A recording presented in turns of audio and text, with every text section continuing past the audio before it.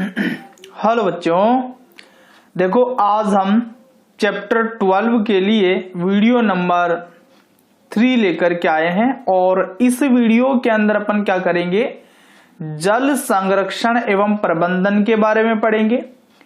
जल संरक्षण व प्रबंधन के उपाय के बारे में देखेंगे और समाकलित जल संभर प्रबंधन और वर्षा जल संग्रहण, ये 4 बिंदु आज अपन ले रहे हैं। और इन चारों बिंदुओं में जो भी इंपॉर्टेंट क्वेश्चन अपने बोर्ड परीक्षा में पूछे जा सकते हैं उनके बारे में अपन इस वीडियो के अंदर पढ़ने वाले हैं। तो स्टार्ट करते हैं।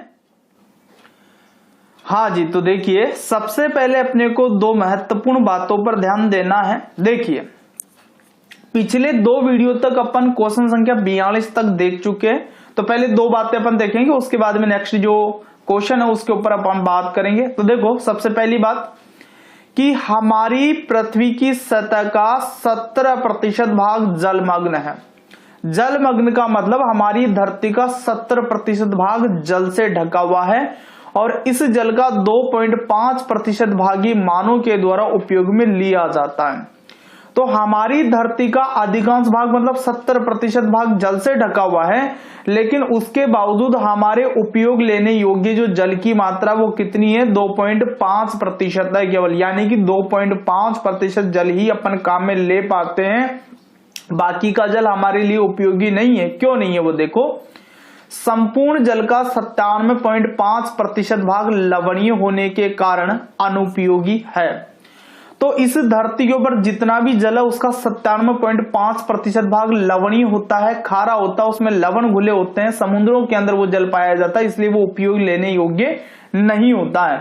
तो इन दोनों लाइनों में से देखो मैंने आपको एक तो यहां अंडरलाइन मार रखा है, एक यहां अंडरलाइन मार रखा, तो ये रिक्त स्थान में पूछे जा सकते हैं। ऐसे यहां पर अंडरलाइन मारा हुआ और यहां अंडरलाइन मारा हुआ, तो ये रिक्त स्थान के अंदर पूछे जा सकते हैं। तो इनका आप ध्यान रखेंगे, उसके बाद में अपन प्रश्नों की चर्चा करते हैं। तो आप वीडियो पॉज करके इन दोनों बातों को नोट कर लीजिए पहले। ठीक है, आगे बढ़ूं भाई।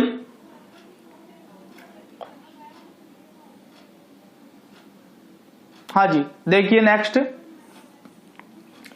जल संकट के कोई 4 कारण लिखिए। 2 नंबर वाले प्रश्न में पूछा जा सकता है भाई जल संकट के कोई 4 कारण लिखिए। तो जल संकट के 4 कारण कौन कौन सा है, देखो पहला है जल स्रोत का प्रदूषण। प्राचीन समय की जो नदियां हैं, तालाब है, उनके अंदर कूड़ा करकट डाल करके उनको प्रदूषित कर दिया गया है, तो इस कारण से जल संकट खड़ा हुआ है। दूसरा है भूजल का अतिदोहन। देखिए धरती के नीचे पाया जाने वाला जो जल होता है उसे अपन बोलते हैं भूजल।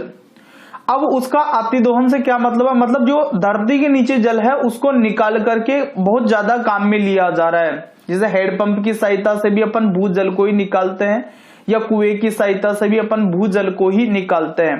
तो वर्तमान में बहुत ज्यादा हैंडपंप लगाए जाते हैं और बहुत ज्यादा जल नीचे से, धरती के नीचे से बाहर निकाला जा रहा है, तो वो एक प्रकार से अतिदोहन हो गया और उसके कारण भी जो भूजल है वो धीरे धीरे खत्म हो रहा है। तो इसके कारण जल संकट पैदा हो गया है। इसके बाद में जल की आर्थिक मांग। आर्थिक मांग का मतलब समझते हो, आजकल बहुत सारे उद्योग धंधे ऐसे होते हैं जिनके अंदर जल की खपत बहुत ज्यादा होती है। जैसे कपड़ों की रंगाई छपाई का कार्य जहां पर चलता है तो उसमें भी कलर को घोलने के लिए बहुत ज्यादा जल की आवश्यकता होती है। इसके अलावा आजकल जितने भी आपके सोडा वाटर चलते हैं, थम्स अप, लिम्का जो भी चलता है, ड्यू, इन सब के अंदर भी जल की आवश्यकता पड़ती है। चौथा देखो मानसून की अनिश्चितता। देखो हमारे देश के अंदर जो बरसात करने वाला मानसून है वो भी आजकल अनिश्चित हो गया है। मतलब ये हुआ कि वो कब बारिश करेगा इस बात का ठीक प्रकार से हमें अंदाजा नहीं है। अब पहले तो क्या है, बारिश के मौसम में बरसात होती थी, लेकिन आजकल ऐसा होता है गर्मियों में भी अचानक बारिश हो जाती है और जब बारिश होनी चाहिए उस समय कई बार ठीक से बारिश ही नहीं हो पाती है। और 5वां देखा पारंपरिक स्रोतों की उपेक्षा। जितने भी पारंपरिक स्रोत थे जो जल संग्रहण के लिए बनाए गए थे, जैसे बावड़ी है, तालाब है, तो वर्तमान में उनकी उपेक्षा कर दी गई है।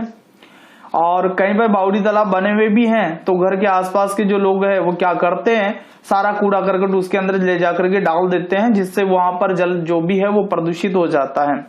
तो जल संकट के अपने को कोई 4 कारण याद करने, तो यहाँ पर 5 है, तो 5 में से कोई भी 4 कारण आप क्या कर लेंगे, याद कर लेंगे। ठीक है, तो ये 2 नंबर में प्रश्न पूछा जा सकता है। तो वीडियो पॉज करके आप इस क्वेश्चन को नोट कीजिए। आगे बढ़े भाई।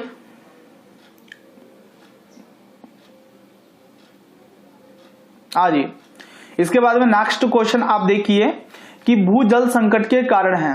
तो इसमें पहला ऑप्शन दिया है जल स्रोत का प्रदूषण, दूसरा है भूजल का अतिदोहन, तीसरा है जल की अधिक मांग और चौथा है उपरोक्त सभी।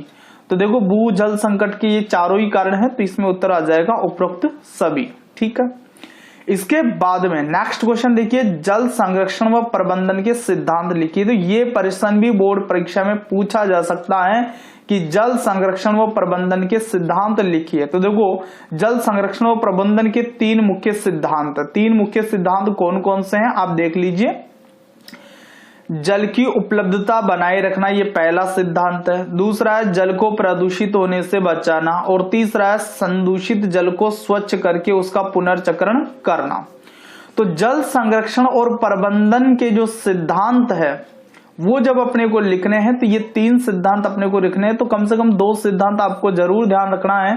जल की उपलब्धता बनाए रखना, जल को प्रदूषित होने से बचाना, संदूषित जल को स्वच्छ करके उसका पुनर्चक्रण करना। ठीक है, नेक्स्ट क्वेश्चन की तरफ बढ़े। ठीक है,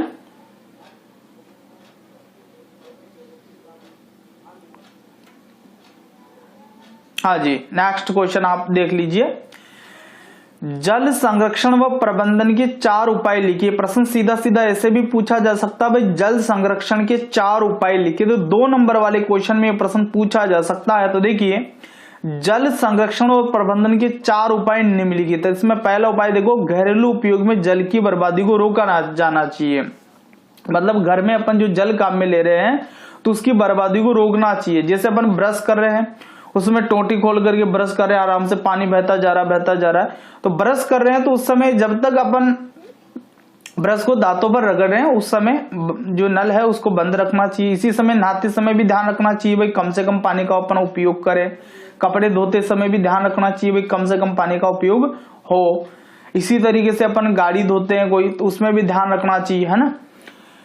दूसरा देखो, भूजल का अतिदोहन नहीं किया जाना चाहिए, यानी कि धरती के नीचे का जो जल है उसको बहुत ज्यादा मात्रा में बाहर नहीं निकलना चाहिए। तीसरा है जल को प्रदूषित होने से रोकना चाहिए। अब जल को प्रदूषित होने रोकने के लिए क्या करना है कि अपन जो जलाशय के अंदर कूड़ा करकट डालते हैं तो जलाशय के अंदर नहीं डालें, किसी अच्छी जगह पर उसका ठीक प्रकार से निस्तारण करें ऐसे कचरे का।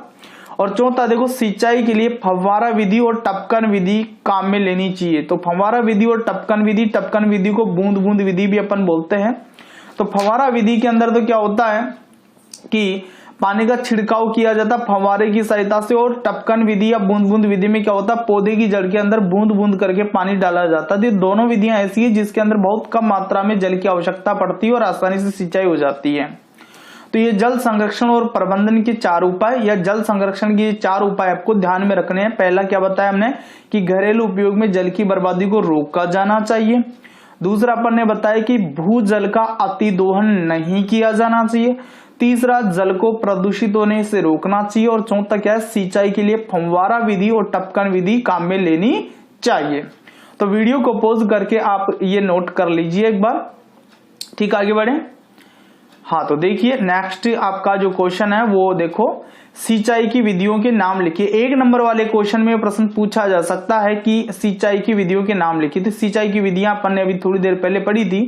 एक तो फव्वारा विधि है और दूसरी टपकन या बूंद बूंद विधि है। तो ये सिंचाई की आधुनिक विधियां हैं और इनसे जल की बचत भी होती है। तो आप वीडियो पॉज करके ये प्रश्न भी नोट कर लीजिए, सिंचाई की विधियों के नाम 1 नंबर वाले प्रश्न में पूछा जा सकता है। ठीक, आगे बढ़े।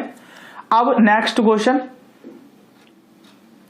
हाँ जी देखो नेक्स्ट क्वेश्चन हमारे सामने कि समाकलित जल संभर प्रबंधन या जल संभर प्रबंधन क्या है समझाइए।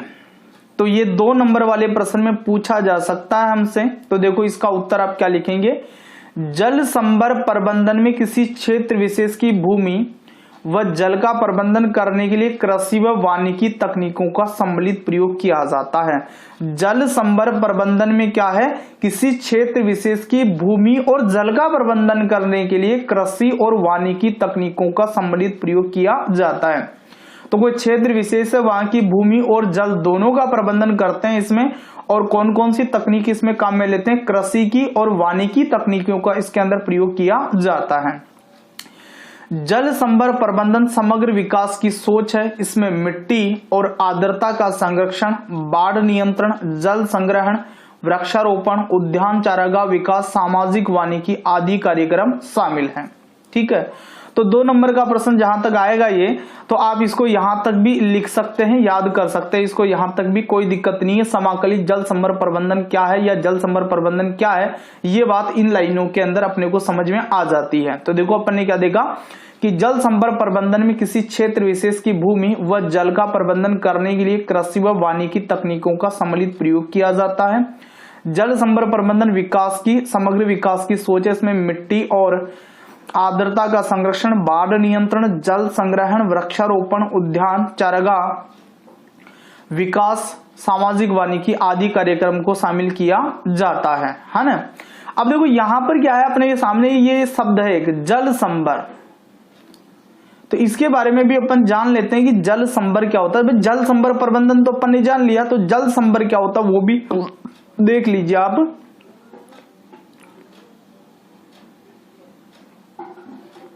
देखो, जल संभर एक ऐसा क्षेत्र है जिसका जल एक बिंदु की ओर प्रवाहित होता है। यह एक भू आकृतिक इकाई है, सहायक नदी का बेसिन है जिसका उपयोग सुविधा अनुसार छोटे प्राकृतिक क्षेत्रों में समन्वित विकास के लिए किया जा सकता है। भारत में जल संभर विकास कार्यक्रम ग्रामीण विकास व कृषि मंत्रालय तथा पर्यावरण वन मंत्रालय के सहयोग से संचालित होते हैं। तो हमें यह भी ध्यान रखना भाई जल संभर क्या होता है। तो जल संभर एक ऐसा क्षेत्र है जिसका जल एक बिंदु की ओर प्रवाहित होता है। ये एक भू आकृतिक इकाई है, सहायक नदी का बेसिन है जिसका उपयोग सुविधा अनुसार छोटे प्राकृतिक क्षेत्रों में समन्वित विकास के लिए किया जा सकता है। भारत में जल संभर विकास कार्यक्रम कौन चलाता है? तो ग्रामीण विकास व कृषि मंत्रालय और पर्यावरण वन मंत्रालय के सहयोग से संचालित होते हैं। ठीक है, तो 1 नंबर वाले प्रश्न में छोटा प्रश्न भी अलग से पूछा जा सकता है ये कि भारत में जल संभर विकास कार्यक्रम किसके अंतर्गत चलाए जाते हैं या कौन चलाता है? तो ग्रामीण विकास एवं कृषि मंत्रालय और पर्यावरण वन मंत्रालय के सहयोग से यह संचालित किया जाता है। तो आप ये जो प्रश्न है इनको भी आप तैयार कर लेंगे, वीडियो पॉज करके नोट कर लेंगे। ठीक है, मैं आगे बढ़ रहा हूं।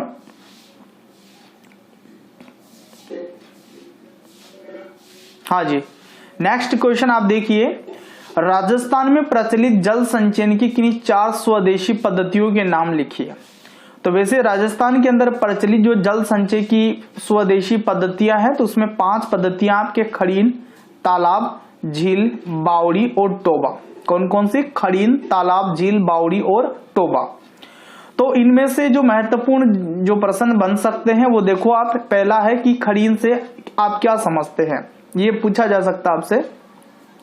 तो ये राजस्थान में पारंपरिक जल संग्रहण की एक पद्धति है। मिट्टी का बना अस्थायी तालाब होता है, इसके 2 तरफ तो मिट्टी की दीवार होती है और एक तरफ पत्थर की मजबूत दीवार होती है। खड़ीन में जल सूख जाने पर इसमें कृषि भी की जाती है। तो प्रश्न आ जाए खड़ीन क्या होता है, तो 2 नंबर का या 1 नंबर का प्रश्न आएगा ये, तो आप ये उत्तर लिख देंगे कि ये राजस्थान में पारंपरिक जल संग्रहण की एक पद्धति है। ये मिट्टी का बना अस्थायी तालाब है, इसके 2 तरफ मिट्टी की दीवार और तीसरी ओर पत्थर की मजबूत दीवार होती है। खड़ीन में जल सूख जाने पर इसमें क्या की जाती है? कृषि की जाती है। तो आप वीडियो पॉज करके दोनों क्वेश्चन नोट कर ले। राजस्थान में प्रचलित जल संचयन की किन्हीं स्वदेशी जो पद्धतियां हैं 4, वो आप देख ले। तो 4 या 5 है ये, तो पांचों ही आप याद कर लेना, खड़ीन, तालाब, झील, बावड़ी और टोबा। और खड़ीन क्या होता है ये भी आपके सामने आ गया। अब इसके बाद में देखो नेक्स्ट प्रश्न देखते हैं अपन, टोबा। तो टोबा क्या होता है? तो थार के मरुस्थल में टोबा जल संग्रहण का मुख्य पारंपरिक स्रोत है। ध्यान रखना भैया, थार के मरुस्थल में टोबा जल संग्रहण का मुख्य स्रोत है। ये नाड़ी जैसा होता है लेकिन नाड़ी से क्या होता है? गहरा होता है। तो यहां पर ये मुख्य बात है, ये थार के मरुस्थल में होता है जल संग्रहण का तरीका। इसके बाद में बेरी किसे कहते हैं? तो देखो बेरी क्या होती है? तालाब की तलहटी पर कुआं बनाया जाता है और उस कुएं को ही अपन क्या बोलते हैं? बेरी बोलते हैं। तालाब की तलहटी पर बना कुआं क्या कहलाता है? बेरी कहलाता है। तो ये दोनों प्रश्न भी आप वीडियो पॉज करके नोट कर लेंगे। देखो पहला यहाँ पर प्रश्न क्या देखा आपने, टोबा क्या है, तो थार के मरुस्थल में टोबा जल संग्रहण का मुख्य पारंपरिक स्रोत है। ये नाड़ी जैसा होता है लेकिन नाड़ी से गहरा होता है। और दूसरा क्या देखा अपन ने कि तालाब की तलहटी पर कुआं बना होता है जिसे बेरी कहते हैं। ठीक है, तो आप इसको नोट कर लेंगे। ठीक है भाई, कर लिया नोट। ठीक है भाई, तो आज के वीडियो के अंदर अपन ने जल संरक्षण और प्रबंधन से संबंधित जो महत्वपूर्ण प्रश्न है वो देख लिए हैं। अब नेक्स्ट वीडियो के अंदर अपन पेट्रोलियम और जो कोयला है उसके प्रबंधन और संरक्षण से संबंधित जो प्रश्न है उसके ऊपर बात करेंगे। तो मिलते हैं फिर नेक्स्ट वीडियो में, तब तक के लिए ऑल द बेस्ट।